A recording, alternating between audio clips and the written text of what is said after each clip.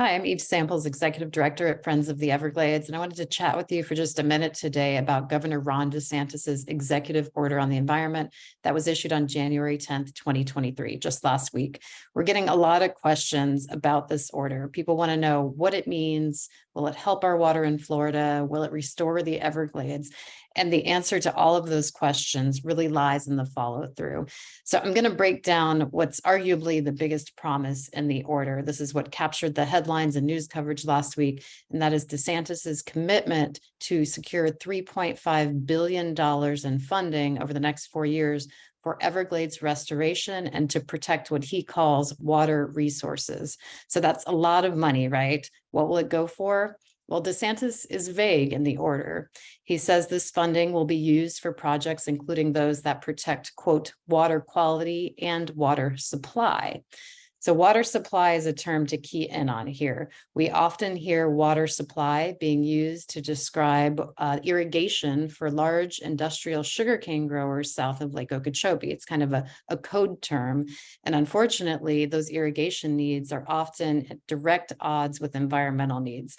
So if we're talking about spending a good chunk of this $3.5 billion to protect water supply, that's not satisfactory for the environment.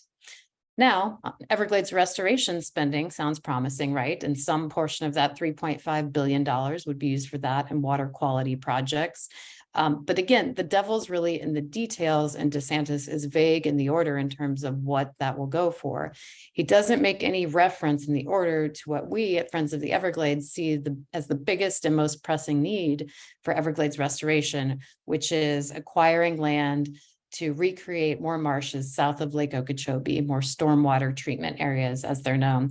These take up phosphorus from the water so it can flow south in adequate volumes and be cleaned before it flows south to the southern Everglades and Florida Bay.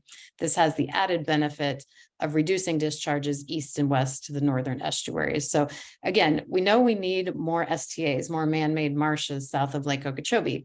In fact, the National Academies of Sciences just last month released a report indicating that much, but we don't see any tangible discussion of this in Governor DeSantis's executive order. So DeSantis issued a similar order 4 years ago, right after he took office in early 2019. We've tracked the follow through, or in some cases, the lack of follow through in that order. We're committed to doing the same on this order. Visit everglades.org to follow us along. We'll help hold policymakers, including Governor DeSantis, accountable for their promises and make sure that what looks like something good for the environment materializes as such. Thanks for your time and thanks for following us along.